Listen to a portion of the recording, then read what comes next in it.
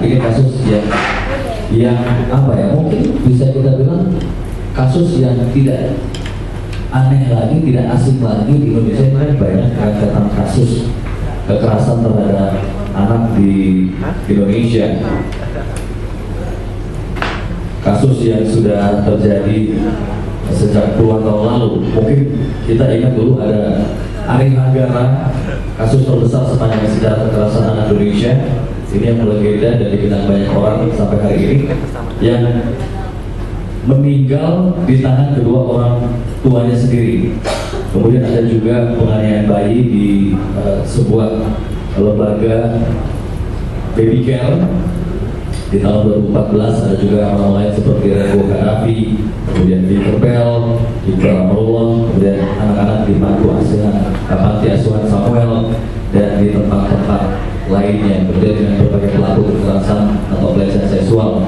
Mungkin tahun kemarin juga kita dihebohkan dengan Emon, begitu ya.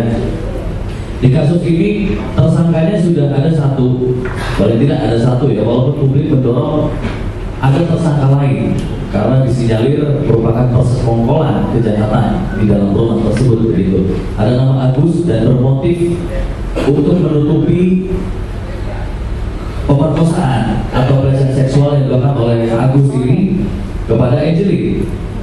Anda melihat apakah sampai di situ saja? Pertama saya harus utarakan rasa sedih saya sama Iya. Dan saya tidak dalam posisi untuk membela atau menyalahkan siapapun. Sebaliknya juga tidak dalam kemungkinan untuk menyalahkan atau melindungi siapapun. Tapi saya ingin mengajak kita semua untuk mengkritisi kembali keyakinan yang sudah terlanjur mapan di dalam kepala kita, yang membuat kemudian dugaan berseliweran sedemikian rupa. Dugaan sebenarnya tidak ada masalahnya. Teman polisi yang paling profesional pun ketika mencoba untuk mengurus suatu kasus pasti akan berangkat dari dugaan, salah sangka, dugaan, karena itu yang akan menentukan skala prioritas mana yang harus dilakukan dan mana yang harus dikemudiankan.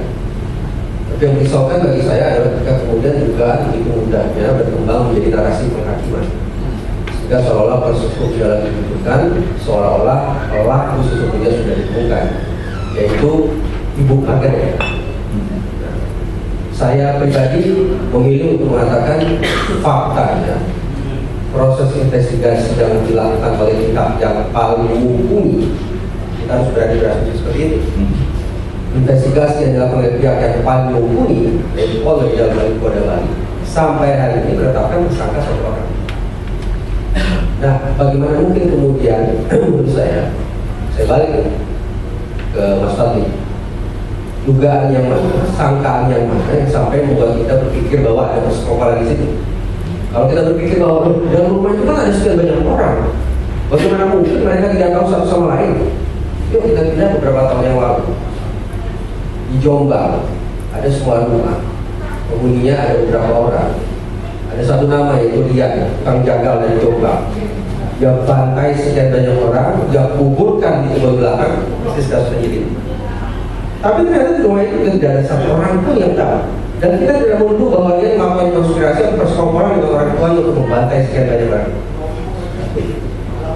Beberapa tahun lalu, tahun 80-an, seorang guru TK di daerah Percetakan Negara, dekat RT Salemba, Jakarta Pusat. Ibu guru TK itu meninggal dunia karena dibunuh, dimutilasi, dan dikubur. Kuburnya di mana? Kuburnya persis di bawah tempat tidur. Siapa pelakunya? Tak disangka tadinya, nah pelakunya tak lain tak bukan adalah suaminya sendiri. Padahal di situ juga tinggal anak-anak mereka. Lagi sebuah kenyataan, sungguh masuk akal bahwa ada satu pembunuhan keji disertai dengan penganiayaan seksual dilakukan di sebuah tempat tertutup. Di situ banyak orang, tapi orang-orang lain tidak tahu. Itu sangat masuk akal. Dan sekarang kita balik, dugaan mana, nalar mana yang membuat kita berpikir bahwa ada persekongkolan di sini.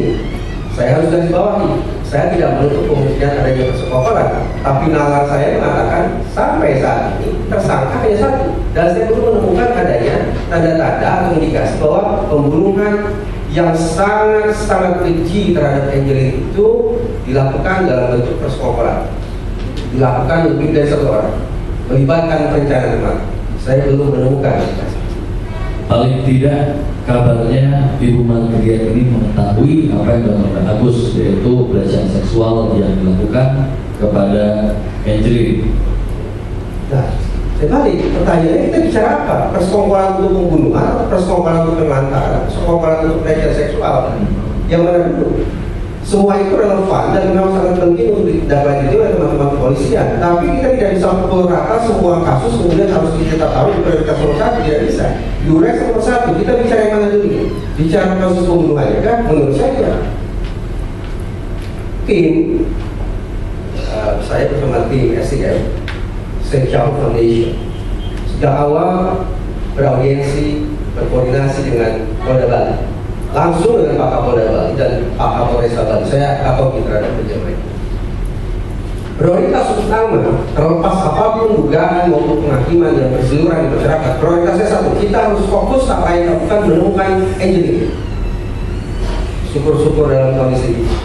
Karena kalau Angelin dalam kondisi itu, maka lidahnya yang akan bisa berkata-kata banyak, memberikan keterangan, memberikan petunjuk dan seterusnya terkait siapa gerangan manusia pribadi yang sudah berperilaku sedemikian biadab.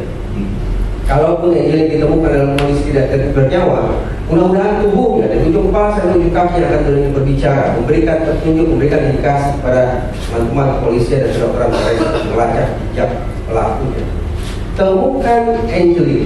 Dan prioritas nomor 1 sudah direalisasikan. Temukan Angelin. Hasil menemukan Angelin mengatakan bahwa ternyata tersangka 1 orang. Oke. Per hari ini. Baik. Bagaimana dengan adanya dugaan soal warisan gitu, dari Yvonne dan juga Christine, anak dari Angelin. Kemudian Angelin juga ternyata belakangan dari hasil uji tes kejiwaan dibilang psikopat. Nah, lagi mas, tidak bisa dua adonan atau racikan itu kita kumpulkan ke dalam satu melekan, akan menghasilkan jawabannya tidak kabar mas. Kita akan bicara warisan, kemudian kita akan bicara tentang sudah dinyatakan bahwa Ibu Margriet adalah pengidap psikopat ya. Saya akan komentari dulu tentang warisan. Komentar saya begitu. Belum lama ini keluarga angkat Angelin secara terbuka di salah satu meja massa mengatakan bahwa mereka punya sebuah akte notaris. Saya bukan bicara keluarga ya, saya tidak sekali lagi tidak ada kepentingan untuk membela atau menyalahkan siapapun. Di media massa itu keluarga angkat Angelin mengatakan ada akte notaris yang salah satu poin berisikan bahwa harta harus dibagi ke seluruh anak, yaitu Yvonne, Christina, dan Angelin. Bisa. Kita mau katakan apa tentang pernyataan itu? Saya tidak akan mengatakan pernyataan itu benar, tidak akan mengatakan pernyataan itu salah, tidak akan mengatakan itu sebagai kebohongan maupun kejujuran, tapi saya bisa katakan pernyataan itu masuk akal. Tinggal lagi bagaimana teman-teman kepolisian Bali menemukan akte notaris itu dan mencari kebenaran pernyataan yang sudah ditemukan oleh pihak keluarga akar ini. Sisi lain, Angelin umurnya berapa mas? Berapa puluh tahun mas? 8. Baru 8 tahun. Kalau hanya ingin mengambil harta Angelin, apa harus menghabisi nyawa Angelin? Karena dia masih usia 8 tahun. Ya. Kecuali kita bicara tentang orang yang sudah punya, katakanlah kekuatan hukum, dia bisa lapor polisi bahwa harta saya dirampas dan seterusnya. Angelin belum memiliki daya untuk menuntut haknya akan warisan itu. Bahkan mungkin mendengar kata warisan pun jangan-jangan dia belum pernah seumur hidup. Nah sekarang apa manfaatnya mengambil harta Angelin dengan menghabisi Angelin? Lebih sulit lagi bagi saya untuk memahami. Kalau memang ingin ambil harta dengan cara membunuh Angelin, ya maaf, habisi saja. Kenapa harus meninggalkan jejak sedemikian rupa dengan meninggalkan lebam, bekas suntan rokok dan seterusnya.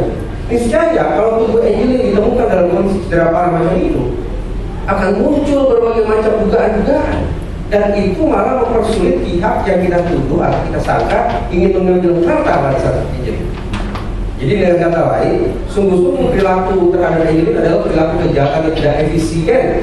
Seandainya memang ditujukan untuk mengambil atau meraup harta yang menjadi hak Angelin. Itu warisan. Masih ingin saya komentar sekopat sekarang? Kita tahan dulu ya. Baik. Ya, untuk proses hukumnya memang sepenuhnya kita percayakan, kita serahkan kepada pihak kepolisian Polda Bali beserta jajarannya gitu ya. Kita akan lanjut nanti. Oh iya, saya juga ingin ucapkan selamat datang untuk Kak Elit, Sekjen KPI. Kak Erlinda, selamat datang, selamat pagi. Iya, Apa kabar? Assalamualaikum warahmatullahi wabarakatuh. Ini Waalaikumsalam. sampai saya tunda keberangkatan saya harus ke Aceh. Oh iya, Dan konsentrasinya akan melewati jalan darat yang sekitar 10 jam. wow, Karena saya kesini dulu karena aja untuk bertemu dengan orang-orang hebat di sini, bersama teman-teman media, dan sama-sama kita menyelamatkan anak bangsa dan bangsa Indonesia yang terus. baik, kita akan ngobrol nanti Kak Elit ya. Professional security.